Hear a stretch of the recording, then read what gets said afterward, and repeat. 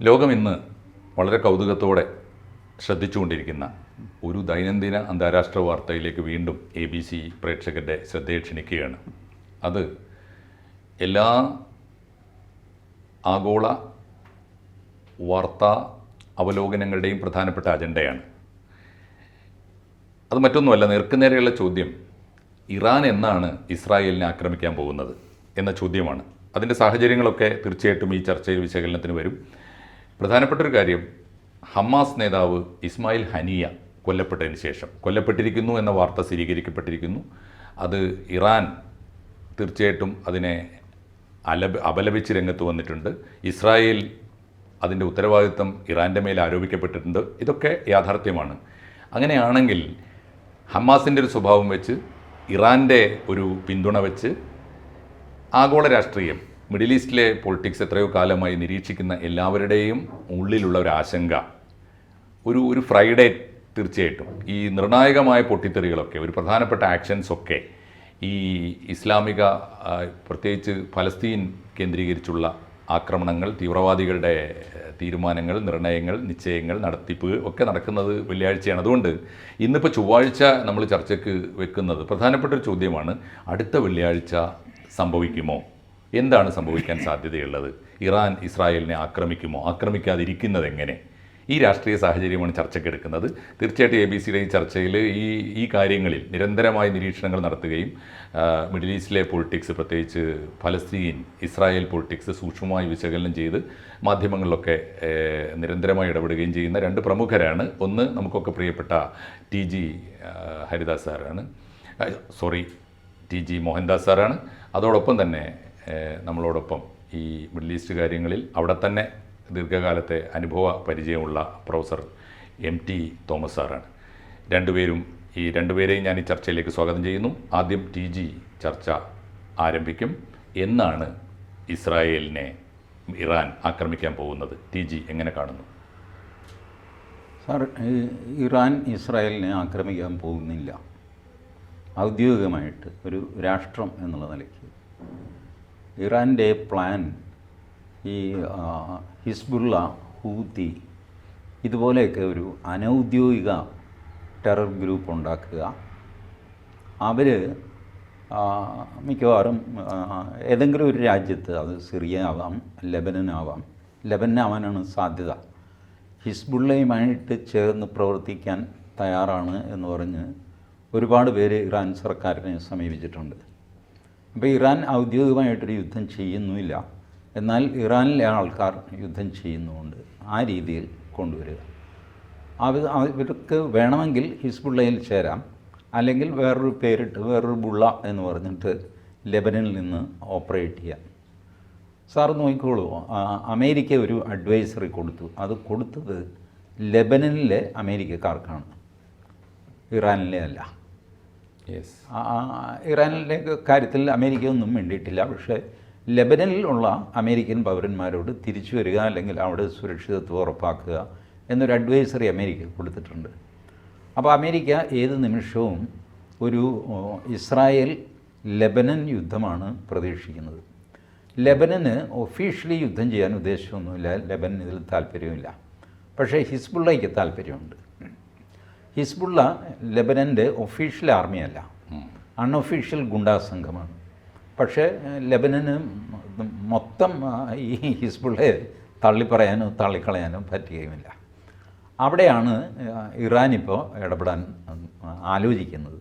അത് ആലോചന മാത്രമാണ്. കാരണം ഇറാൻ ഇതിൻ്റെ ഗുരുതരമായ സാഹചര്യങ്ങൾ അറിയാം. ഇറാൻ്റെ മേധാവിയെ വാഴിക്കുന്ന ചടങ്ങിന് വന്ന ആളിനെ ഇറാനിൽ വെച്ച് കൊല്ലണമെങ്കിൽ എന്തായിരിക്കും ഇസ്രായേലിൻ്റെ സാമർഥ്യം? ഇസ്രായേൽ ഇതുവരെ അവരാണ് കൊന്നതെന്ന് പറഞ്ഞിട്ടില്ല. പക്ഷേ ഒരു കൊലപാതകത്തിൻ്റെ ഗുണഭോക്താവ് ആരാണ് എന്ന് നോക്കിയാൽ നമുക്ക് കൃത്യം ഇസ്രായേലാണെന്ന് മനസ്സിലാവും. ഇസ്രായേൽ ആരെ കൊണ്ടെങ്കിലും ചെയ്യിച്ചതായിരിക്കും. ഇന്ത്യക്കാരനാണെന്ന് വരെ പറയുന്നുണ്ട്. തുർക്കിയാണ് ആ വിവരം പുറത്തുവിട്ടത്. ഇന്ത്യക്കാരനാണ്. പക്ഷേ അയാൾ IDF-ൻ്റെ, ഇസ്രായേൽ ഡിഫൻസ് ഫോഴ്സിൻ്റെ ഓപ്പറേറ്റീവാണ്. ഇന്ത്യക്കാരൻ ഇന്ത്യയിൽ ജനിച്ചു, ഇന്ത്യൻ പേരാണ് എന്നേ ഉള്ളൂ. എന്തു വായിക്കോട്ടെ, operation was done by Israel. അപ്പോൾ ഇസ്രായേലിനാണ് അതിൻ്റെ ഗുണഭോക്താവ്, ഇസ്രായേലാണ്. ഇപ്പം ഇത്രയധികം ചെയ്യാൻ കെൽപ്പുള്ള ഇസ്രായേലിനോട് എന്തിന് വെറുതെ വഴക്കുണ്ടാക്കണം? ഒന്നാമത് ദൂരെ എത്രയുണ്ട്, ഇവർ തമ്മിൽ അതിർത്തിയൊന്നും പങ്കിടുന്നില്ല, ഇറാനും ഇസ്രായേലും തമ്മിൽ പ്രത്യേകിച്ച് ശത്രുതയൊന്നുമില്ല. ഇറാൻ്റെ ഉള്ളിൽ എപ്പോഴും ഒരു തോന്നലുമുണ്ട്, ഈ സുന്നികൾക്ക് വേണ്ടി ഷിയാക്കളായ നമ്മൾ വെറുതെ ജീവൻ കൊടുക്കണോ? എന്ത് കാര്യം, നമുക്കെന്താ ഇസ്രായേലുമായിട്ട് വഴക്ക്? ഇതൊരു ചോദ്യമാണല്ലോ.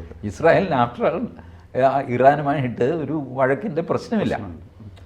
ബാക്കിയെല്ലാം സുന്നികളാണ്. സിറിയ, ലെബനൻ, ഈവൻ ജോർഡാൻ, ബാക്കി സൗദി, ഈജിപ്റ്റ് എല്ലാം സുന്നികളാണ്. സുന്നികൾക്ക് വേണ്ടിയിട്ട് ജീവൻ കൊടുക്കാൻ എന്തിനും ഷിയാക്കൾ പോകണം? ഷിയാക്കൾക്കാണെങ്കിൽ വഴക്കുമില്ല, അതിർത്തിയില്ല. അപ്പോൾ അതൊരു യൂസ്ലെസ് സാക്രിഫൈസായിട്ട് ഇറാനെ എപ്പോഴും ശല്യം ചെയ്യുന്നു. എന്നാൽ ആ റീജിയണിൽ തങ്ങളുടെ അപ്രമാദിത്വം വേണമെന്നുണ്ട് താൻ. ഇത് തുർക്കി സമ്മതിക്കില്ല. തുർക്കിയാണല്ലോ ലോക മുസ്ലിങ്ങളുടെ ഉടമസ്ഥൻ. തുർക്കിക്ക് ആ ഒരു ചിന്തയുണ്ട്, ഞാനിതിൽ ഇടപെട്ട് കഴിഞ്ഞാൽ പിന്നെ ഞാനായിരിക്കണം തമ്പുരാൻ. കാരണം ഹിസ്റ്റോറിക്കലി ഞാനാണ് തമ്പുരാൻ. ഖലീഫ എന്ന് പറയുന്നത് തുർക്കിയിലെ ഖലീഫയാണ്. അങ്ങേരെ കഴിഞ്ഞിട്ട് ലോക മുസ്ലിങ്ങളെല്ലാം ജീവിക്കേണ്ടത് തുർക്കി ഖലീഫയുടെ കീഴിലാണ്. ഇത് ഈ കാലത്ത് വേറെ ആരെങ്കിലും സമ്മതിക്കുമോ? ആരും സമ്മതിക്കില്ല. ഇതാണ് അവിടുത്തെ ഡൈനമിക്സ്. സൗദി അറേബ്യ ആണെങ്കിൽ ഇതിലൊന്നും ഇടപെടാൻ അവർ തയ്യാറില്ല. വെറുതെ വേണ്ടാതിനൊന്നും വേണ്ട, ഞങ്ങൾ ഇസ്രായേലുമായിട്ട് ഗുഡ് ടേംസിലാണ്, ഞങ്ങൾക്ക് യാതൊരു പ്രശ്നമൊന്നുമില്ല, നിങ്ങൾക്ക് പാലസ്തീൻ വേണമെങ്കിൽ എത്രയോ കാലം മുമ്പ് കിട്ടുമായിരുന്നു, ഇല്ലേ സാർ? സാറിന് അതിൻ്റെ ക്ലിയർ ഹിസ്റ്ററി അറിയാം. ഇപ്പം ഇതൊക്കെ ഉണ്ടായിട്ട് പിന്നെ ഇപ്പോഴും ഈ ചൊറിഞ്ഞുകൊണ്ട് നടക്കുന്നത് എന്തിനാണെന്ന് ചോദിച്ചാൽ, ഈ സൗദി അറേബ്യ, UAE, ഒമാൻ ഇവരെല്ലാം മാറി നിൽക്കുന്നു. ഇവരൊന്നും ഇതിനകത്ത് ഒരക്ഷരം മിണ്ടുന്നില്ല. അപ്പോൾ ആ അവസ്ഥയിൽ ഇറാൻ ആകെ കൂടെ വന്നും പോയും ചെയ്യാവുന്നത് ഈ ഹിസ്ബുള്ളയ്ക്ക് 10 തീവ്രവാദികളെ സപ്ലൈ ചെയ്തിട്ട് മിണ്ടാതിരിക്കുക. അതേസമയം ഇറാൻ പാകിസ്ഥാനെ അടിക്കുന്നുണ്ട്. ഇറാൻ അവരുടേതായൊരു തീവ്രവാദ ഗ്രൂപ്പൊക്കെ ഉണ്ട്. അവർ അതിനെ ഉപയോഗിക്കുന്നത് പാകിസ്ഥാനെ ഇടയ്ക്കിടയ്ക്ക് ആക്രമിക്കാനും അഫ്ഗാനിസ്ഥാനെ ചൊറിയാനും ഒക്കെ ആയിട്ടാണ് ആ ഗ്രൂപ്പിനെ അവർ ഉപയോഗിക്കുന്നത്.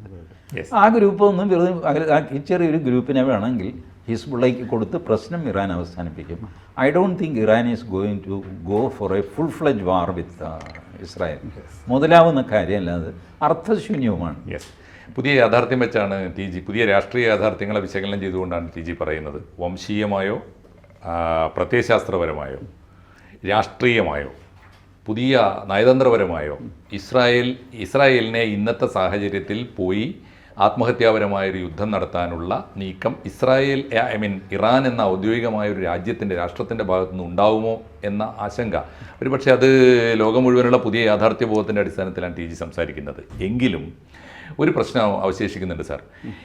ഇസ്മായിൽ ഹനിയെ കൊല്ലപ്പെടുന്നു എന്ന് പറഞ്ഞാൽ ഫലസ്തീന് വേണ്ടി, ഇപ്പോൾ ലോകത്തിലെ ഇസ്ലാമിൻ്റെ കണ്ണിൽ, അത് ഈ തൽക്കാലത്തേക്ക് ഷിയ സുന്നി മാറ്റിവെച്ചാൽ പോലും ഫലസ്തീന് വേണ്ടി ഇപ്പോഴും പൊരുതിക്കൊണ്ടിരിക്കുന്ന ഒരു ആത്മഹത്യാ സംഘം അല്ലെങ്കിൽ ചാവേർ സംഘം ആണല്ലോ തീർച്ചയായിട്ടും ഹമാസ്. ആ ഹമാസിൻ്റെ ഏറ്റവും വലിയ നേതാവിനെ കൊന്നവരോട്, അത് ഇറാൻ അറിഞ്ഞായാലും അല്ലെങ്കിൽ ആ കൊന്നത് തീർച്ചയായിട്ടും ഇറാൻ്റെ പിന്തുണയോടുകൂടി ആണെങ്കിൽ പോലും ഇന്നത്തെ സാഹചര്യത്തിൽ ലോകത്തിൽ ഞാൻ ഇസ്ലാമിക വിപ്ലവം നടന്നൊരു രാജ്യം, ഇസ്ലാമിന് വേണ്ടി ശബ്ദിക്കുമെന്ന് ജനം പ്രതീക്ഷിക്കുന്ന ഒരു രാജ്യം, ഈ ഒരു ഘട്ടത്തിൽ സൗദി അറേബ്യയെ പോലും വെല്ലുവിളിച്ച് ഇസ്ലാമിന് വേണ്ടി പൊരുതിക്കൊണ്ടിരുന്നൊരു രാജ്യം, ആ രാജ്യത്തിന് ഈ പ്രശ്നത്തിൽ ഒരു ഇടപെടൽ നടത്താതെ, ഒരു തിരിച്ചടി കൊടുക്കാതെ ഇനി അങ്ങോട്ട് ഐഡിയോളജിക്കലി നിലനിൽക്കാനാവുമോ എന്നൊരു ചോദ്യമുണ്ട്. അതുകൊണ്ട് ഈ TG സൂചിപ്പിച്ച യാഥാർത്ഥ്യമൊക്കെ ശരിയായിരിക്കെ തന്നെ ഈ ഇറാൻ എന്ന രാജ്യത്തിൻ്റെ ഒരു ഐഡൻറ്റിറ്റി ക്രൈസിസ് ഉണ്ടല്ലോ. ലോക ഭൂപടത്തിൽ അവർ നിന്നത് എന്തിന് എന്ന ചോദ്യം, ഇറാൻ എന്തിന് നിലനിൽക്കണം എന്ന ചോദ്യം, ആ ചോദ്യത്തെ ആസ്പദമാക്കിയിട്ട് തോമസ് സാർ എങ്ങനെയാണ് ഇറാൻ്റെ ഒരു ഭാവി നീക്കങ്ങളെ കാണുന്നത്? സാറ് ആദ്യമേ ചോദിച്ചൊരു ചോദ്യമുണ്ട്, എന്ന് ഈ യുദ്ധം തുടങ്ങും എന്നുള്ള രീതിയിലൊരു സംശയം പ്രകടിപ്പിച്ചിരുന്നു. അങ്ങനെ ഒരു ചോദ്യം ചോദിക്കാമെങ്കിൽ എനിക്ക് പഴയ അനുഭവങ്ങളൊക്കെ നമ്മളവിടെ കണ്ടിരിക്കുന്നതിൻ്റെ വെളിച്ചത്തിൽ പറയാവുന്നത് മിക്കവാറും വെള്ളിയാഴ്ചയാണ് എന്തെങ്കിലും ചെയ്യുമെന്നല്ല പറയണം, എന്തെങ്കിലും ചെയ്യുമെങ്കിൽ കഴിഞ്ഞ കാലങ്ങളിൽ, അതെ, പഴയ മിഡിൽ ഈസ്റ്റിൻ്റെ ആ ഒരു കൾച്ചർ വെച്ച് പറയാണ്. അവിടെ എന്തെങ്കിലുമൊക്കെ കാര്യമായ സംഭവങ്ങൾ ആണെങ്കിൽ വെള്ളിയാഴ്ചയാണ് ഉണ്ടാകാറ്. അതിൻ്റെ ഒരു സിമ്പിൾ എക്സാമ്പിൾ പറയുമ്പോൾ നമുക്കറിയാമല്ലോ, ടുണീഷ്യ, ഈജിപ്റ്റ്, യമൻ, ലിബിയ, അതേപോലെ സിറിയ, ഇവിടെയൊക്കെ പ്രശ്നങ്ങളുണ്ടായിരുന്നു. പ്രശ്നങ്ങൾ തുടങ്ങി വയ്ക്കുക ഏതെങ്കിലും ഒരു ദിവസം. നമുക്ക് ഈജിപ്തിൻ്റെ എക്സാമ്പിൾ എടുത്താൽ മതി. ഈജിപ്തിൽ തുടങ്ങിയത് ഹോസ്നി മുബാറക്കിനെതിരെ തുടക്കം ഒരു ട്യൂസ്ഡേ ആയിരുന്നു. ട്യൂസ്ഡേ ഉണ്ടായ പ്രോബ്ലം എന്ന് പറഞ്ഞാൽ പോലീസുകാർ വന്ന് അടിച്ചു തീർത്തു. വെനസ്ഡേ തേഴ്സ്ഡേ അങ്ങനെ തന്നെയായിരുന്നു, പോലീസുകാർ തീർത്തു. പക്ഷേ ഫ്രൈഡേ വന്നു കഴിഞ്ഞപ്പോൾ എന്താ പറ്റിയെന്ന് പറഞ്ഞു കഴിഞ്ഞാൽ ഈജിപ്തിലെ ജനം മുഴുവൻ ഉച്ചയ്ക്ക് അവർ പ്രാർത്ഥിക്കാനൊക്കെ പോയിട്ട് അവിടത്തെ കുത്തുബയുണ്ടല്ലോ, ലെക്ചർ, അത് സ്പീച്ച്, അത് കേട്ടു, ഇൻസ്പയർ ചെയ്തു. അതൊക്കെ വളരെ ഇൻസ്പയർഡായി പുറത്തിറങ്ങി കഴിഞ്ഞ് കഴിഞ്ഞപ്പോൾ പോലീസുകാരെല്ലാം ആര് വേണമെങ്കിലും കൈകാര്യം ചെയ്യാന്നുള്ളൊരു കണ്ടീഷനിലേക്ക് അവർ വന്നു.